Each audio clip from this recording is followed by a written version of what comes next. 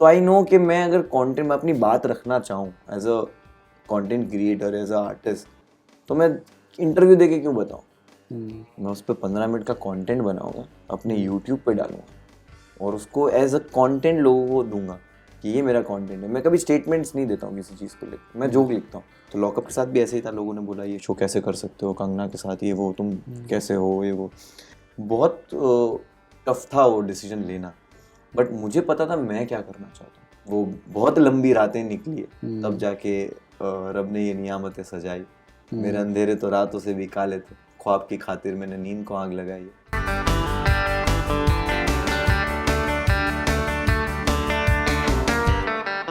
हाय दोस्तों, this is Munawwar Farooqui और आप लोग मुझे देख रहे हो बॉलीवुड हंगामा पे।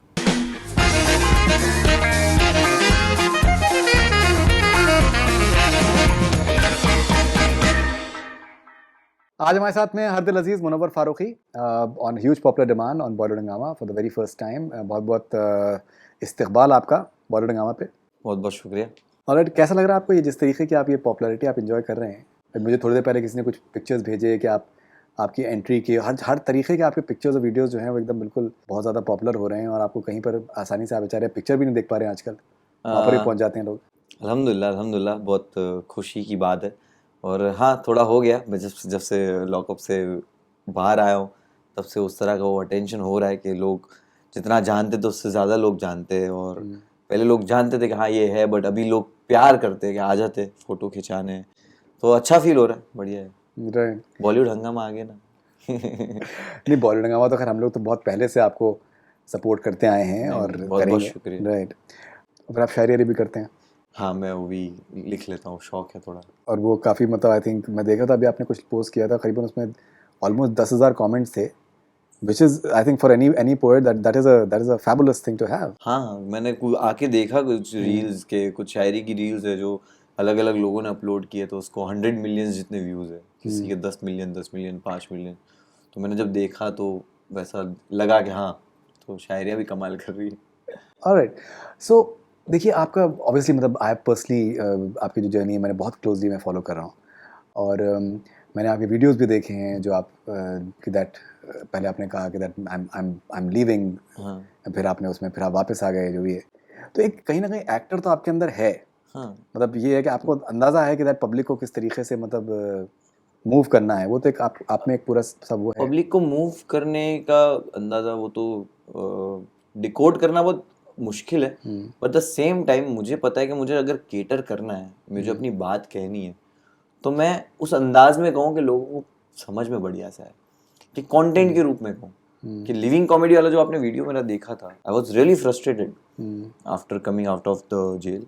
तो मैंने वो फील कर रहा था कि मुझे जो बोलना है वो बोलना है, but I am not living comedy, but I want to say this कि I am living comedy. But the same time 1 minute के बाद वो पता चल जाता है कि I am not living comedy उस वीडियो में। तो आई नो कि मैं अगर कंटेंट में अपनी बात रखना चाहूँ as a content creator, as a artist, तो मैं इंटरव्यू देके क्यों बताऊँ? मैं उस पर 15 मिनट का कंटेंट बनाऊंगा, अपने यूट्यूब पे डालूंगा और उसको एज अ कंटेंट लोगों को दूंगा कि ये मेरा कंटेंट है। मैं कभी स्टेटमेंट्स नहीं देता हूँ किसी चीज़ को लेकर, मैं जोक लिखता हूँ। तो मैं जोक फन वे में अपनी बात कह दूंगा। और कभी ऐसा है कि कुछ है अंदर ऐसा बैठा हुआ है, तो रैप सॉन्ग भी लिखता हूँ, तो मैं रैप सॉन्ग में हिप हॉप में कह देता हूँ वो सब चीज़ें। इनफैक्ट वो वीडियो मैंने बहुत बार देखा है and I think it's extremely touching and what you went through. फिर आपसे सवाल बेसिकली मैं जो बिल्डअप कर रहा था, मेरा सवाल आपसे ये था कि दैट आपने बहुत ही कम अरसे में आपने ज़िंदगी को बहुत करीब से देखा है।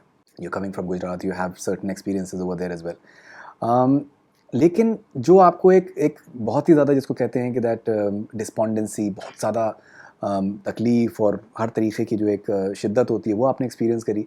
फिर अब जिस तरीके की आपको मोहब्बत मिल रही है एंड वो मोहब्बत आपको हर तबके से मिल रही है, बिल्कुल। हर रिलीजन से मिल रही है। Everyone is having great things to say about you, you are being celebrated as this star. आप कहीं पर भी आप कुछ भी आप करते हैं, people are following that very closely.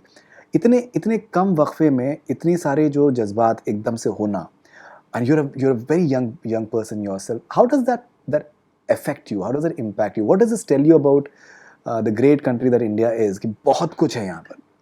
There are all sorts of people. वही कि बिलीफ कि मैंने जब भी ऐसी कुछ चीज़ें हुई, मैंने मैं लड़ने नहीं गया किसी से। मैंने किसी को ये नहीं कहा कि तू मेरे को ऐसा क्यों बोला, तेरे को मालूम है मैं क्या।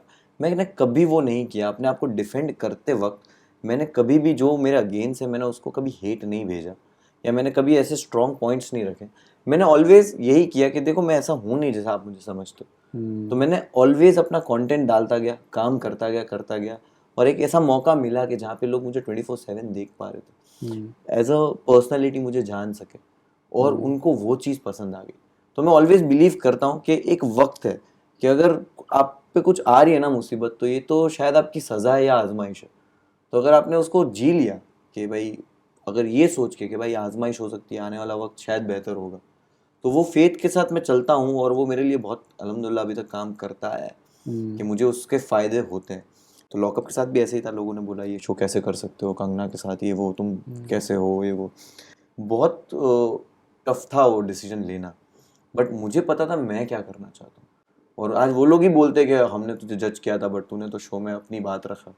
तो मैं हमेशा देखता हूँ कि कभी भी मौका मुझे मिले मैं अपनी बात सही से रखूँ, और यकीन के साथ बात रखूँ कि मुझे हर तबके से आपने जो बोला कि मोहब्बत आ रही है, और कम वक्फे में आई है मोहब्बत, तो कम वक्फे में नहीं आई। वो एक एक रात बहुत लंबी थी। I'm sure. तो I'm sure. वो बहुत लंबी रातें निकली है, तब जाके रब ने ये नियामतें सजाई। मेरे अंधेरे तो रातों से भी काले थे, ख्वाब की खातिर मैंने नींद को आग लगाई है। तो ये सारी चीज़ें करी है, तब जाके ये मिल रहा है। बट सेम टाइम हमेशा ये फील होता है कि जो मिल रहा है उसके लायक नहीं। तो हमेशा ग्रेटफुल उस वजह से रहता हूँ, और मैं वही सोचता हूँ कि बस काम करते रहो। राइट। अच्छा, मैं आपसे एक बात ये पूछना चाहता था कि जैसे आपने आपने सोशल मीडिया पे आप बहुत पॉपुलर हैं, आपने एक्सपीरियंस किया है कि दैट किस तरीके से that the people who had certain reservations about you, then the people who supported you, फिर उनको लगा कि यार मतलब ये कि दैट ये दूसरी तरफ चला गया है। वो खतरा कितना ज़्यादा होता है कि जो आप people who believed in you and loved you, वो जो उनका एक वो सिस्टम होता है कि दैट उनको लगता है कि यार that where does he stand exactly, वो कुछ कभी कभी बार उसके बारे में सोचते हैं आप? मैं वही हमेशा फील करता हूँ कि अलग बजने का रीज़न ये, आप अलग बजते हो ना जब, तो लोग यही बोलते हैं कि यार ये जो करता है ना वो कोई नहीं कर सकता, ये मुनव्वर ही कर सकता था और ये उसने किया। तो मैं ऑलवेज ये सोचता हूँ कि मेरी जो पर्सनालिटी है, आप अगर मेरे फैन हो, मैं हमेशा बोलता हूँ कि आपको किसी का फैन होने के लिए किसी का हेटर होने की ज़रूरत नहीं है। आप मुझे ना पसंद भी करो और किसी को पसंद भी करो, बट मुझे जो पसंद करते हैं आई मेक श्योर कि वो लोग मुझे समझे, कनेक्ट हो मुझसे। कि आई रिमेंबर कि मुझे कोई गाली देता है तो मेरे फैन पे जो उसको गाली नहीं देते, बिकॉज उनको पता है कि मुनव्वर डोंट लाइक दिस, कि आप किसी को सोशल मीडिया पे जाके गाली दो। तो मेरे फैन पे ये नहीं करते। मेरे वो आप अभी भी जाके देखोगे, मेरी रीसेंट पोस्ट पे एक हेट कमेंट देखोगे ना, उसके अंदर उस पर रिप्लाई नहीं देखोगे फैन पेजेस। तो वो लोग नहीं करते। नए नए फैन पेजेस आए जो लॉकअप से आए, उसमें अगर कोई करता हो तो मुझे पता नहीं, बट ऑलवेज जो पुराने फैन पेजेस है दे मेक श्योर। तो आई अंडरस्टैंड कि जो लोग जुड़ रहे हैं ना, वो लोग उतने सेंसिबल है, उतने समझदार लोग हैं जो जुड़ रहे हैं, जो मेरी बात समझ रहे, कि वो किसी के साइड्स नहीं लेते। और मैं भी यही सोचता हूँ कि मैं कोई अपना पक्ष रखेगा तो मैं उसके पक्ष को मना नहीं करूँगा। मेरा मेरा हक है मेरी बात रखना, तेरा भी हक है। तो मैं रिस्पेक्ट करता हूँ तेरे ओपिनियन की, भले ही मुझसे तू एकदम उल्टा ओपिनियन रखता हो। सेम विद कंगना, कि उनकी आइडियोलॉजी बहुत अलग है, मेरी सोच बिल्कुल अलग है। बट अगर आप मेरे आइडिया की रिस्पेक्ट करोगे, मैं आपके आइडिया की रिस्पेक्ट करूँगा। आपको जो बोलना है बोलो, बट मुझे भी बोलने दिया जाए। मैं ना तुम्हें सवाल करूँ ना तुम मुझे सवाल करो, और अगर कायदे मेरे के सवाल करना चाहते हो तो करो। मुनव्वर, आपने आपने बहुत आपने मुश्किल दौर देखा है, मतलब you know even from your family perspective and even monetarily आपने बहुत मुश्किल आपने दौर देखा है। कॉमेडी में आने से पहले, स्टैंड अप से पहले जो है जिस तरीके का आपने दौर देखा, it was tough, you done different sort of jobs as well. अब जब ये जो आप दौर आप एक्सपीरियंस कर रहे हैं, पैसा आपको डेफिनेटली आपको ऑफ़र हो रहा है और ये सब चीज़ें भी हो रही हैं, अब इस तरीके के दौर में वो जो आपका एक जो ज़मीन से आप जुड़े हुए थे और एक वो जो आपके लिए एक बहुत आपका एक ट्रेडमार्क बन गया था, वो आप बैलेंस कैसे करेंगे with the sort of money that is coming, the commercial offers that are coming you with that level of groundedness that you had? मुझे वो नहीं आता है प्रेशर, तो यकीन मानो अल्हम्दुलिल्लाह मेरे को प्रेशर नहीं आता है, क्योंकि मेरे को पैसा प्रायोरिटी नहीं लगता है। क्योंकि एक वक्त में मैंने ये रियलाइज़ कर लिया कि पैसा ना नहीं है कुछ। क्योंकि जब पैसा नहीं भी था ना तब पता नहीं था कि पैसा नहीं है। तब ऐसा लगता था कि यही तो लाइफ है, पिक्चर तो ईद में ही जाते देखने, कपड़े तो ईद में ही तो खरीदते पिक्चर, क्योंकि आसपास भी सब ऐसे ही थे। तो पता ही नहीं था कि हम गरीब हैं। तो जब पता चला कि वो पैसों की ज़रूरत है तब कमाना शुरू किया और एक टाइम आया कि जब पैसा आया पर इस्तेमाल करने वाला नहीं बचा भाई। जो हक था, जो लोग बुरा वक्त देख चुके थे फैमिली में, वो लोग तो बचे ही नहीं। कि अब जब अच्छा वक्त आया तब वही लोग नहीं है जो बुरा वक्त झेल रहे थे इतने सालों से। तो एक मोमेंट फील हो गया कि भाई पैसा तो कुछ बड़ी चीज़ तो है नहीं। तो वो फर्स्ट प्रायोरिटी तो सेकंड, थर्ड, फोर्थ पे आ चुका है कि अभी वो प्रायोरिटी पे है। तो मुझे वो प्रेशर फील नहीं होता कि मेरे को ये चला जाएगा तो क्या होगा। डेफिनेटली ये जो सेलिब्रिटी जो मिला है मुझे कि लाइक मैं सेलिब्रिटी बन गया हूँ, मैं फेमस हो चुका हूँ, मेरे काम पे ये चीज़ असर करता है बिल्कुल कि काम मेरा बढ़ने लगा है। मैं काम बढ़िया वाला कर रहा हूँ, बड़े लोगों के साथ काम कर रहा हूँ, ये वो। बट मेरी लाइफस्टाइल पे इससे फ़र्क नहीं आता है। मुझे आज भी मेरे वो पुराने दोस्त हैं, उनके साथ घूमता हूँ। आज भी मैं घर पे खाना ही पसंद है मुझे। बड़ी बड़ी होटलों में मेरे को अभी भी वो प्रोनाउंस करना नहीं समझ में आता है बहुत सारी आइटम। तो मैं जो इजी है अंडा फ्राई राइस मंगाता हूँ।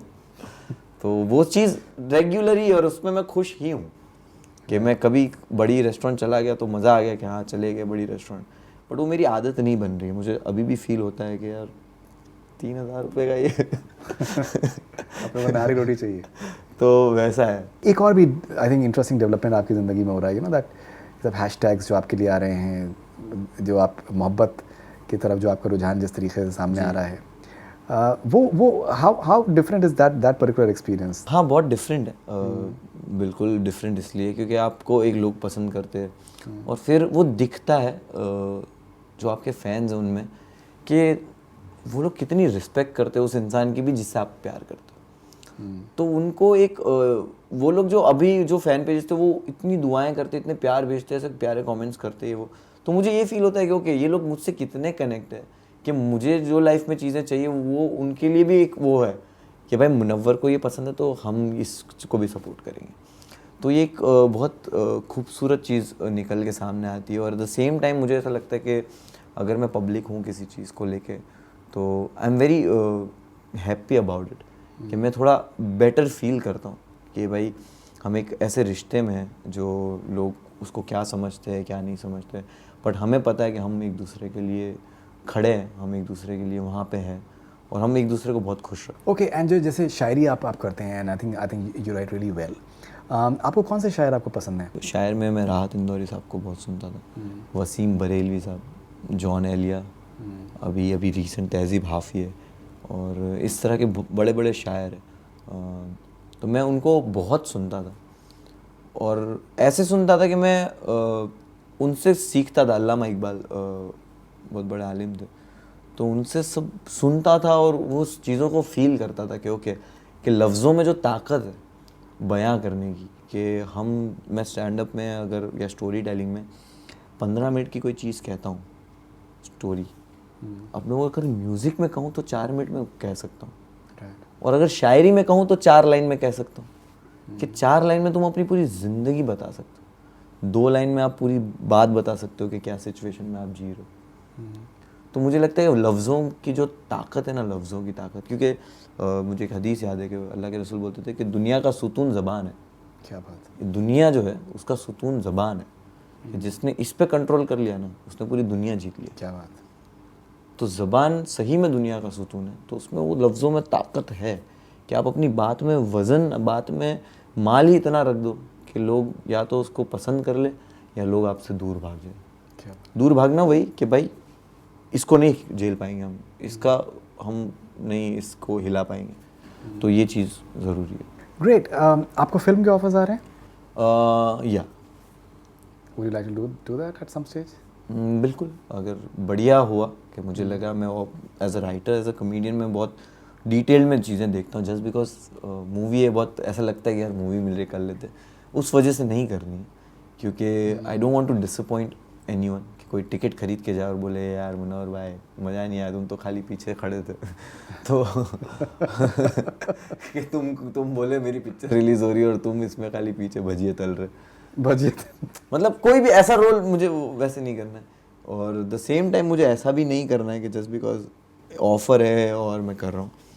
I always believe in tight content, कि मुझे क्वालिटी टाइट कंटेंट चाहिए, टाइट मटेरियल, कि लोग जब देखें या वो करें तो उनका पैसा वसूलो और उनको लगे कि नहीं यार ये तो बढ़िया हो गया. तो ऐसा कुछ ऑफर आएगा तो आई डू. सो कुछ आपको इस तरीके का पैरामीटर्स हैं कि that it should be comedy, maybe it can be romantic, it can be something else as well, कोई ऐसा पैरामीटर? कुछ भी हो सकता है, कुछ भी हो सकता है. मैं खुद एक क्राइम ड्रामा लिख रहा हूँ तो. Okay, you like to write yourself, and that should be fascinating. Yes. That should be interesting as well.